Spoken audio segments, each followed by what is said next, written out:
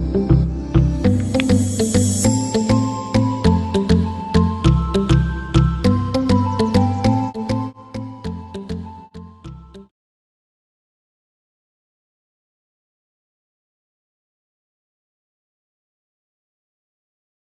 dear students, first layer we have finished already, that is Vinati, a prayer.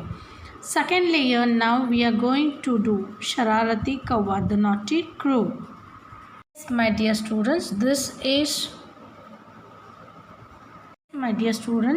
is your second layer, that is Shararati Kawwa, the naughty crow. What they have given in this lesson, let us see now. Yes, dear students, you can see here. Let's start our lesson now.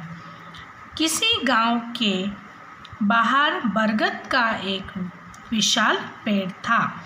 उस पेड़ के नीचे आने जाने वाले यात्री विश्राम किया करते थे। गांव वाले ने वहाँ प्याऊ भी बैठा दी थी। यात्री वहाँ ठंडा पानी पीते और विश्राम करके चले जाते। Now once again I will read the lesson. Listen carefully. किसी गांव के बाहर बरगद का एक विशाल पेड़ था। उस पेड़ के नीचे आने जाने वाले यात्री विश्राम किया करते थे। गांव वाले ने वहाँ प्याऊ भी बैठा दी थी। यात्री वहाँ ठंडा पानी पीते और विश्राम करके चले जाते। गांव के बाहर बरगद का एक विशाल पेड़ था। Means outside of the village there was one big banyan tree. Okay, उस पेड़ के नीचे आने जाने वाले यात्री विश्राम किया करते थे। Means the persons who are, means the villagers who are going towards the traveling like one village to another village, what they were doing, under the tree they were taking rest. Okay, गांव वाले ने वहाँ प्याऊ भी बैठा दिए थी। Means the villagers kept one water tank under the tree. यात्री वहाँ ठंडा पानी पीते और विश्राम करके चले जाते थे। What are the travelers will doing? Travelers will drinking that cold water and taking some rest under the tree, and they will be going to their works. Next, what they have given, let's see now. उस बरगद पर एक कौवा रहता था। वह बड़ा शरारती था। वह अपनी शरारतों से किसी न किसी को तंग करता रहता था। एक दोपहर को एक हंस उस बरगद पर आकर बैठ गया। उस समय बरगद के नीचे एक यात्री आराम कर रहा था। उसके मुंह पर धूप आ गई थी। हंस ने अपने पंख फैलाकर उस यात्री के मुंह पर छाया कर दी। Once again we'll read again this. Yes, उस बरगद पर एक कौवा रहता था। वह बड़ा शरारती था।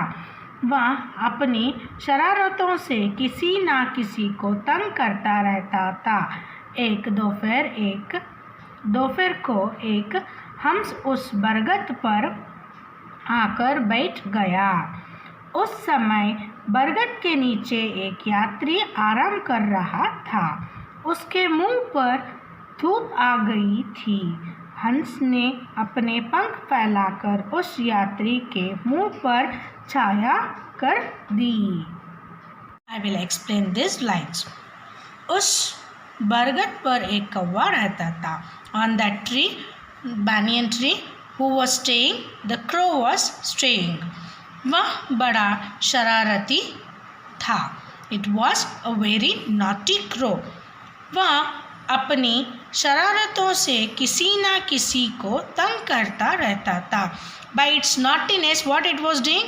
It was troubling one or the other person who will be going towards the tree or who is resting under the tree. एक दोपहर को एक हंस उस बरगद पर आकर बैठ गया. What happened? One day a swan came and sat on a tree. On which tree? Banyan tree. Yes. उस समय बरगद के नीचे एक यात्री आराम कर रहा था. What happened? On the same day when the swan came and sat on a tree, that the same day one of the traveler was sitting under the tree and having his rest. उसके मुंह पर धूप आ गई थी. What happened? What happened? On his face, the sun's shadow was falling. हंस ने अपने पंख फैलाकर उस यात्री के मुंह पर छाया कर दी. What happened?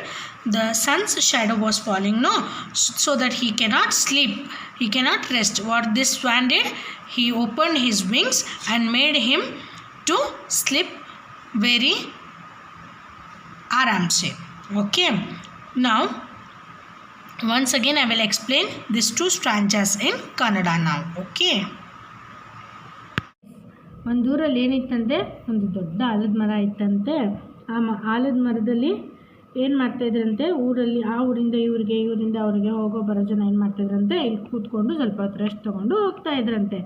ಸೊ ಅದಕ್ಕೆ ರೆಸ್ಟ್ ತೊಗೊಳೋರಿಗೆಲ್ಲ ಅನುಕೂಲ ಆಗಲಿ ಅಂತ ಊರಿನ ಜನ ಏನು ಮಾಡಿದ್ರಂತೆ, ಒಂದು ಮಡಿಕೆನ ಇಟ್ಬಿಟ್ಟು ಅದರಲ್ಲಿ ಗ್ಲಾಸ್ ಇಟ್ಟಿದ್ರಂತೆ.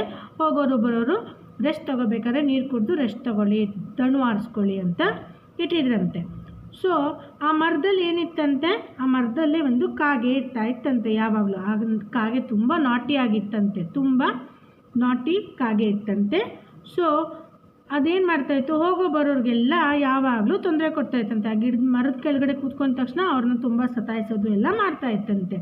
ಸೊ ಒಂದು ದಿವಸ ಏನಾಯಿತು, ಒಂದು ಹಂಸ ಪಕ್ಷಿ ಏನು ಮಾಡ್ತು, ಆ ಮರದಲ್ಲಿ ಬಂದು ಹಂಗೆ ಕೂತ್ಕೊಂಡಿತ್ತಂತೆ. ಕೆಳಗಡೆ ಒಬ್ಬ ಏನು ಮಾಡ್ತಾಯಿದ್ದಂತೆ, ಯಾತ್ರೆ ಮಾಡೋ ಮನುಷ್ಯ ಅಲ್ಲಿ ಕೂತ್ಕೊಂಡು ದನ ಆರಿಸ್ಕೊಳ್ತಾ ಇತ್ತಂತೆ. ಈ ನೀರನ್ನ ಕುಡಿದ್ಬಿಟ್ಟು ದನ ಆರಿಸ್ಕೊಳ್ತಾ ಇತ್ತಂತೆ. ಆವಾಗ ಏನಾಯ್ತಂತೆ, ಈ ಹಂಸ ಪಕ್ಷಿ ಅದನ್ನು ನೋಡಿ ಅವ್ನು ಮಲಗಿರ್ತಾನಲ್ಲ, ಅವನ ಮೇಲೆ ಬಿಸಿಲು ಬೀಳ್ತಾ ಇತ್ತಂತೆ.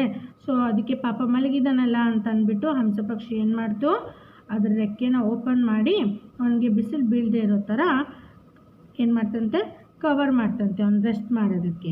ಓಕೆನಾ. ನೆಕ್ಸ್ಟ್ ಪಾರ್ಟ್ ಆಫ್ ದ ಲೆಸನಲ್ಲಿ ಏನಾಗುತ್ತೆ, ಈ ಕಾಗೆ ಏನು ಮಾಡುತ್ತೆ, ಈ ಹಂಸ ಪಕ್ಷಿ ಯಾಕೆ ಈ ಥರ ಕಾಣ್ತಾ ಇದೆ, ಇವನು ಯಾಕೆ ಎದ್ದು ನಿಂತ್ಕೊಂಡಿದ್ದಾನೆ ಅನ್ನೋದನ್ನು ನೆಕ್ಸ್ಟ್ ಪಾರ್ಟ್ ಆಫ್ ದ ಲೆಸನಲ್ಲಿ ನೋಡೋಣ. Thank you so much. Have a nice day. Take care. Bye.